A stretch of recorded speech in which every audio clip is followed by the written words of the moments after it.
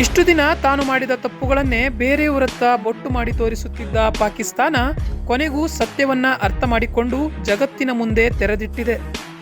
ಕಾರ್ಗಿಲ್ ಯುದ್ಧ ನಡೆಯಲು ಸಹ ಇದೇ ತಪ್ಪು ಕಾರಣ ಎಂದು ಪಾಕಿಸ್ತಾನದ ಮಾಜಿ ಪ್ರಧಾನಿ ನವಾಜ್ ಶರೀಫ್ ಹೇಳಿದ್ದಾರೆ. ಭಾರತದ ಮಾಜಿ ಪ್ರಧಾನಿ ಅಟಲ್ ಬಿಹಾರಿ ವಾಜಪೇಯಿ ಹಾಗೂ ಭಾರತದೊಂದಿಗೆ ಸಹಿ ಮಾಡಿದ್ದ 1999ರ ಲಾಹೋರ್ ಒಪ್ಪಂದವನ್ನ ಪಾಕ್ ಉಲ್ಲಂಘಿಸಿದೆ ಎಂದು ಪಾಕಿಸ್ತಾನದ ಮಾಜಿ ಪ್ರಧಾನಿ ನವಾಜ್ ಶರೀಫ್ ಮಂಗಳವಾರ ತಪ್ಪೊಪ್ಪಿಕೊಂಡಿದ್ದಾರೆ. ಮೇ 28, 1998ರಂದು ಪಾಕಿಸ್ತಾನವು 5 ಪರಮಾಣು ಪರೀಕ್ಷೆಗಳನ್ನ ನಡೆಸಿತ್ತು. ನಂತರ ವಾಜಪೇಯಿ ಅವರು ಇಲ್ಲಿಗೆ ಬಂದು ನಮ್ಮೊಂದಿಗೆ ಒಪ್ಪಂದ ಮಾಡಿಕೊಂಡರು. ಆ ಒಪ್ಪಂದವನ್ನ ನಾವು ಉಲ್ಲಂಘಿಸಿದ್ದೇವೆ ಎಂದು ಶರೀಫ್ ಹೇಳಿದ್ದಾರೆ. ಪರಸ್ಪರ ಕಾದಾಡುತ್ತಿರುವ 2 ದೇಶಗಳ ನಡುವೆ ಶಾಂತಿ ಒಪ್ಪಂದವಾಗಿದೆ.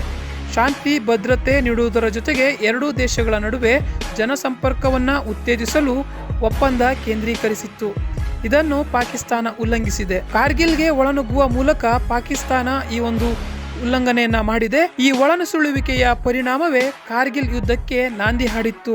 ಅಂದಿನ ಪಾಕಿಸ್ತಾನ ಸೇನೆಯ ಮುಖ್ಯಸ್ಥನಾಗಿದ್ದ ಪರ್ವೇಜ್ ಮುಷರಫ್ 1999ರಲ್ಲಿ ಜಮ್ಮು ಮತ್ತು ಕಾಶ್ಮೀರದ ಕಾರ್ಗಿಲ್ ಜಿಲ್ಲೆಯೊಳಗೆ ನುಸುಳಲು ತಮ್ಮ ಸೇನೆಗೆ ಆದೇಶವನ್ನ ನೀಡಿದ್ದರು. ಪಾಕಿಸ್ತಾನದ ಸೈನಿಕರು ಭಾರತಕ್ಕೆ ನುಸುಳಿದ ವಿಚಾರ ಗೊತ್ತಾಗುತ್ತಿದ್ದಂತೆಯೇ ದೊಡ್ಡ ಪ್ರಮಾಣದಲ್ಲಿ ಯುದ್ಧ ಆರಂಭವಾಗಿತ್ತು. ನವಾಜ್ ಶರೀಫ್ ಪ್ರಧಾನಿಯಾಗಿದ್ದ ಆ ಕಾಲದಲ್ಲಿ ಭಾರತ ಆ ಯುದ್ಧವನ್ನ ಗೆದ್ದುಕೊಂಡಿತ್ತು.